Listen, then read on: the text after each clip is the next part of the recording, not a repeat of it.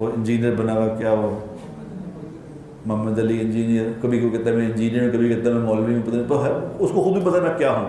کیا کیا فضول باتیں وہ کری جاتا ہے، وہ کری جاتا ہے.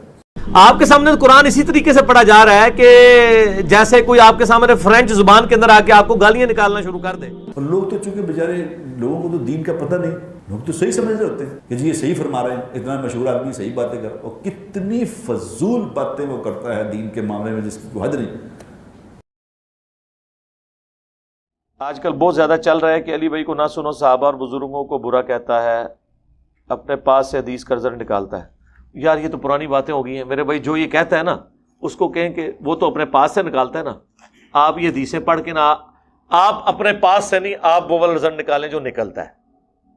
اپنے پاس سے کیا رزلٹ ہے؟ بالکل واضح ہے. یہ کہتے ہیں کہ اب ایاک نعبد و ایاک نستعین کے بعد کوئی یہ رزلٹ نہ نکالے کہ بابوں کو پکارنا شرک ہے، تو میں کیسے نہ نکالوں؟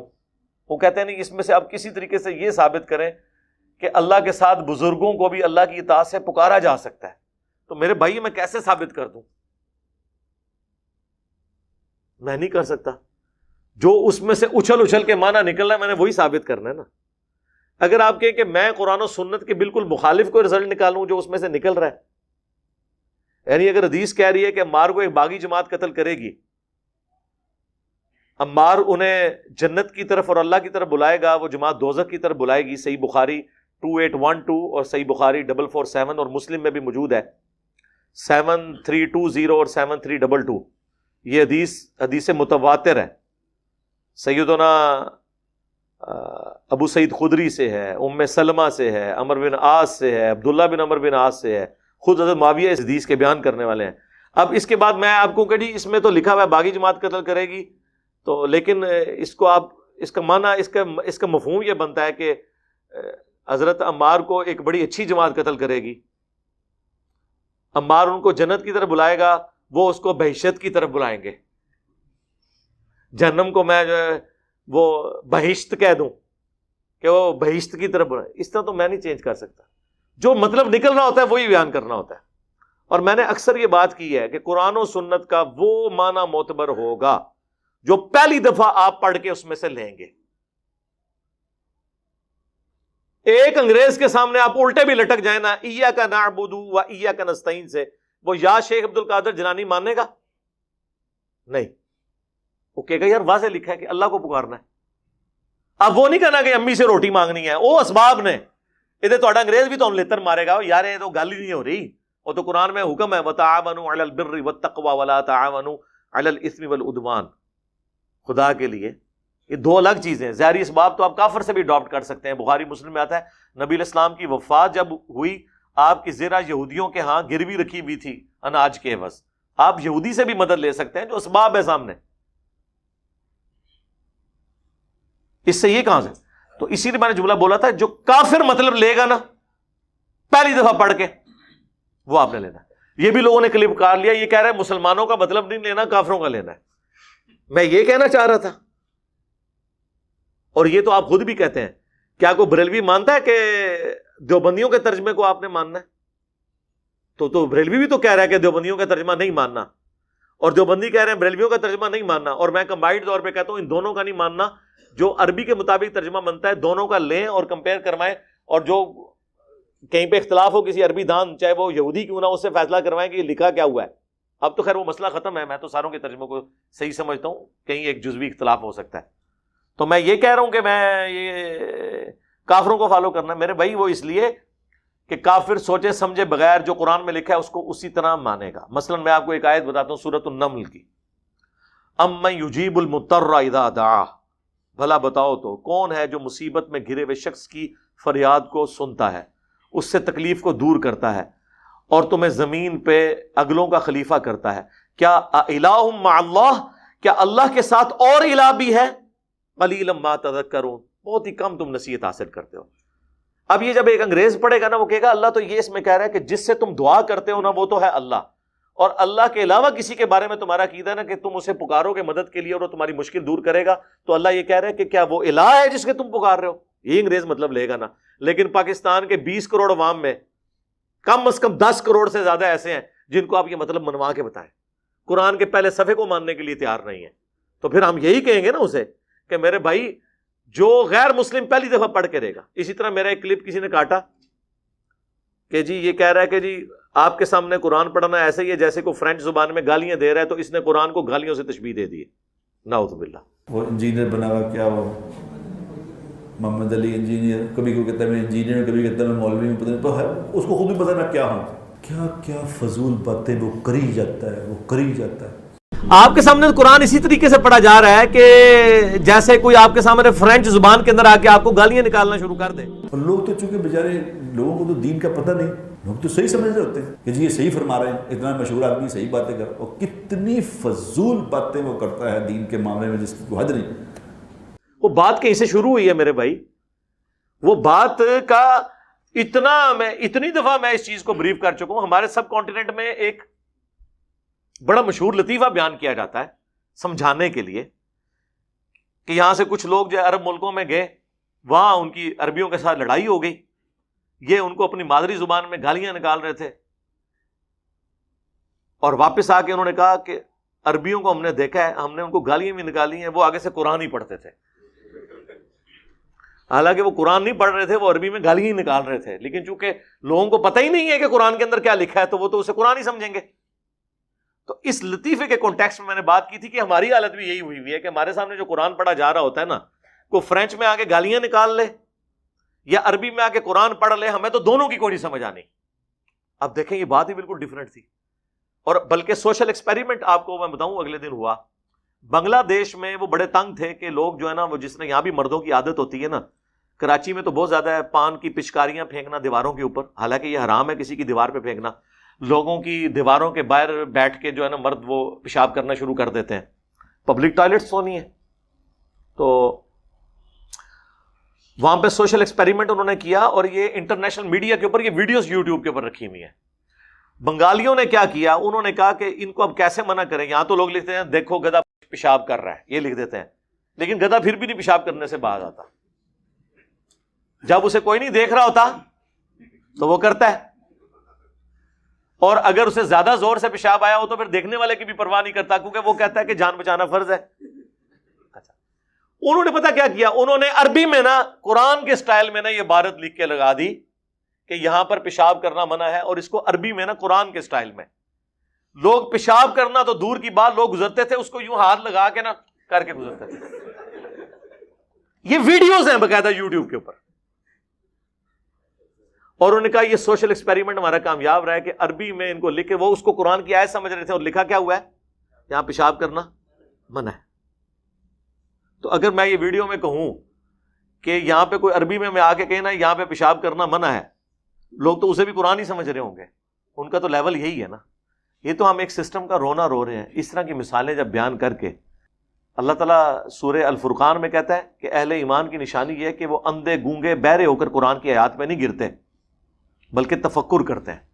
قرآن کی آیت کو بھی بغیر تفکر کے سمجھنا، اللہ تعالیٰ کہتا ہے ایسا بندہ گونگا، اندھا اور بہر ہے جو قرآن کے اوپر صرف سمجھ کے بغیر اس کے اوپر گر پڑتا ہے. کافر یہی کرتے تھے نا کہ قرآن کے اوپر توجہ کرنے کی بجائے وہ شور مچا دیتے تھے، اور اس بات کو سنی انسنی کر کے کہتے تھے اگلے لوگوں کی کہانی ہے. تو وہی بات ہوگی. اور میں آپ کو بتاؤں یہاں پہ جتنی باتیں ہوتی ہیں نا قرآن اور سنت کے ریفرنس سے ہوتی ہیں. آپ ہمارے مخالفین کو کبھی سنیں، ستی باتیں کر کے سائڈ پہ ہو جاتے ہیں. اب یہ بھی مجھے پتا ہے جس مفتی کی آپ کلپ میں سے بات کر رہے ہیں، اللہ کے بندو یہ تو شے ہی کوئی نہیں ہے. ان کے جو مرے ہوئے جن کے نام یہ وضو سے لیتے ہیں وہ کوئی شے نہیں ہمارے اسٹوڈنٹس کے سامنے. ان کی آپ کیا باتیں کریں گے؟ ان بیچاروں نے وہی کچھ پڑھا ہوا ہے جو کچھ پیچھے سے سنا ہوا ہے. ان کو تو پتہ ہی نہیں ان کا واسطہ کس کے ساتھ پڑ گیا. تو یہ علم کی دنیا ہے، یہ اس طرح ہے ہی نہیں تھا. ہم نے کبھی نہیں کہا، میں شروع سے یہی کہتا آ رہا ہوں. آپ میرا یوٹیوب پہ آج سے کچھ 6-7 سال پرانا کلپ دیکھ لیں، علماء سے دین سیکھنے کا طریقہ. میں تو کہتا ہوں علماء سے سیکھیں، میں تو کہتا ہوں پوچھو علماء کو، پوچھیں علماء کو نہیں، پوچھو کہ کہاں لکھا ہوا ہے. یہ کہتے ہیں ہمیں آپ یہ نہ پوچھیں کہاں لکھا ہوا ہے، ہم آپ کو دین سکھائیں گے. بھائی دین کہاں سے مانے آپ کا؟ دین تو آپ نے ہمیں یہ بتانا ہے کہ جو آسمان سے نازل ہوا ہے اس میں یہ کہاں لکھا ہوا ہے. اب ہم ان کو کہہ رہے ہیں بار بار کہ بتاؤ کس آیت اور حدیث میں لکھا ہے کہ رسول اللہ کی قبر اللہ کے عرش سے افضل ہے. اس کے اوپر ہمیں یہ کہیں گے فلانے بابے نے لکھ دیا.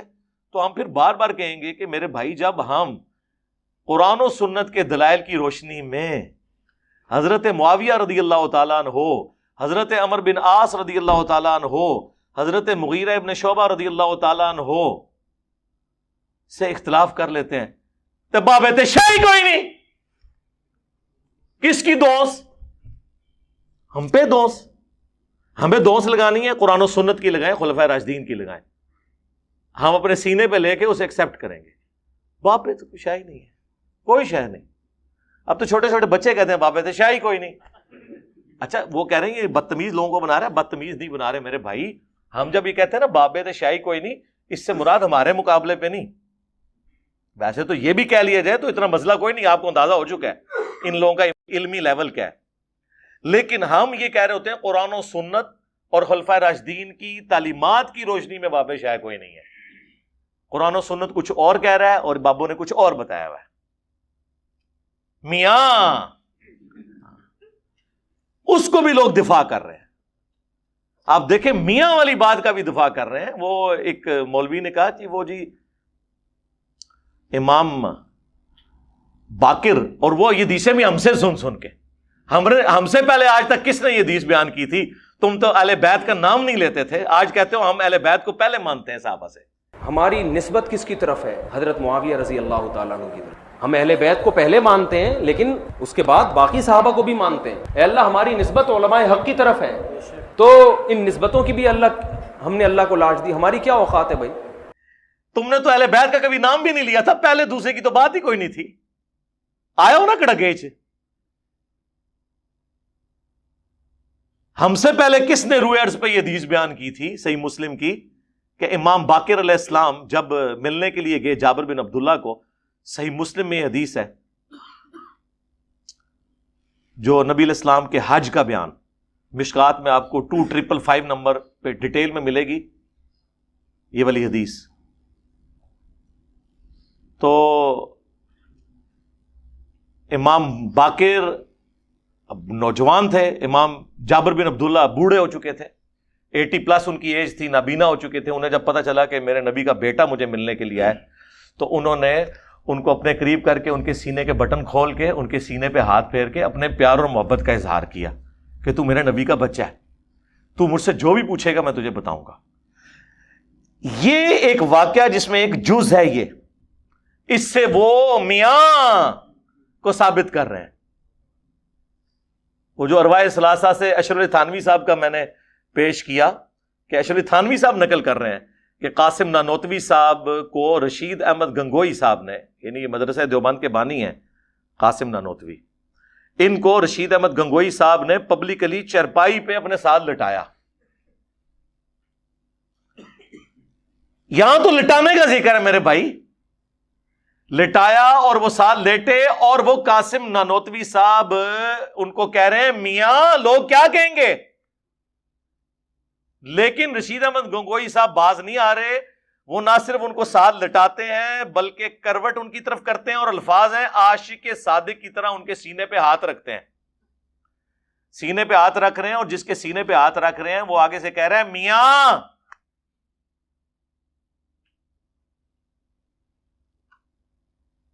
یہاں جابر بن عبداللہ نے جب پیار اور محبت کا اظہار کیا تو امام باقر نے تو کوئی آگے سے بات نہیں کی ہے، اور وہ کوئی لٹایا تو نہیں تھا. دو مختلف واقعات کو اپنے بابوں کو ثابت کرنے کے لیے کس لیول تک اگر یہ سمجھتے ہیں نا تو بس ٹھیک ہے، یہ اپنے ممبروں پہ بیان کریں. اور یہ انہوں نے لکھا ہوا ہے کرامات اولیاء، ایسے جو کہ کرامت ہوئی ہے. ایک کرامات اولیاء ہے کہ ایک ولی نے دوسرے ولی نو اپنے نال لٹا لیا، کامیاب ہو گیا، وہ کرامت ہے. تو پھر مفتی عبدالعزیز جیسے لوگ مدرسوں سے نکلیں گے نا، جب بڑوں نے کام ڈالے ہوئے ہیں تو چھوٹے کہنے کے کیوں بھائی اسی نہیں فیض دے سکتے جائز طریقے نال. کہتے ہیں نا وہ بزرگوں کے قبروں اور سینوں سے جائز طریقے سے، یہ جائز طریقہ ہے، وہ سینے پہ اس طریقے سے ساتھ لٹا کے اس میں الفاظ ہے عاشق صادق کی طرح اے جی سینے تو فیض قبرہ تو فیض تھے. تو میں 10 تسی کے اسی میں لکھا ہوا ہے کہ قاسم نوتوی صاحب مرنے کے 6 سال کے بعد قبر سے نکل کر فزیکلی بیداری میں 2 دیوبند کے مولویوں کی صلح کرا کے اندر چلے گئے. قبروں سے فیض تو یہ تھا، سینے سے فیض بھی پتہ چل گیا. تو کہتے ہیں جی ان کا پسینہ چھوٹ گیا. لوگوں نے کہا حضرت سردیوں میں آپ کو اتنا پسینہ؟ انہوں نے کہا حضرت نانوتوی آئے تھے ابھی مردہ نکل کے آ جائے تو پسینے کے ساتھ بہت کچھ اور بھی نکل جاتا ہے. اور نیچے اشری تھانوی صاحب نے اس پہ حاشیہ لگایا, پتہ کیا لکھا انہوں نے کہا ہو سکتا ہے کہ حضرت کو اللہ نے الگ سے ایک جسم دیا ہو قبر سے نکلنے کے لیے, یا روح نے اپنا جسم اپنی خبیر سے خود تیار کر کے باہر آ گئی ہو. جی جی جی جی کم باذن اللہ.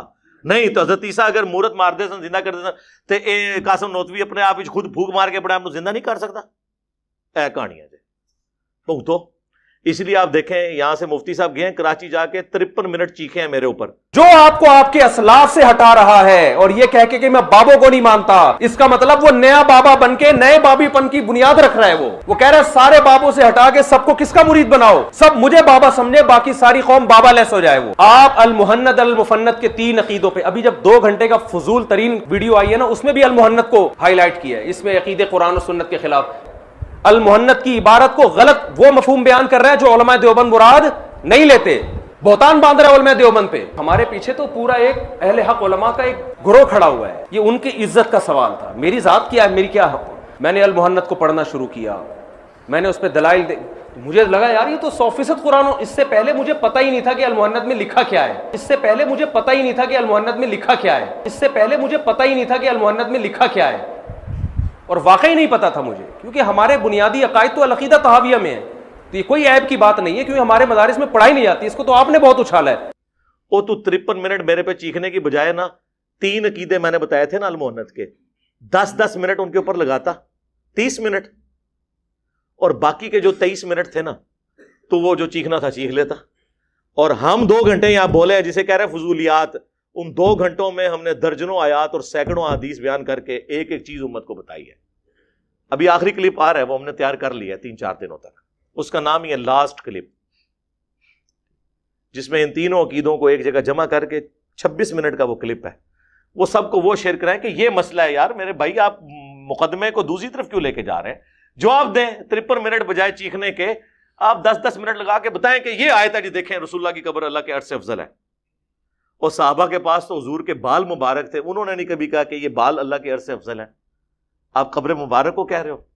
خدا کے لیے خوف خدا کرو. تو ہم کہتے ہیں علماء سے پوچھے نہیں, پوچھو علماء. ٹھیک ہو گیا جی.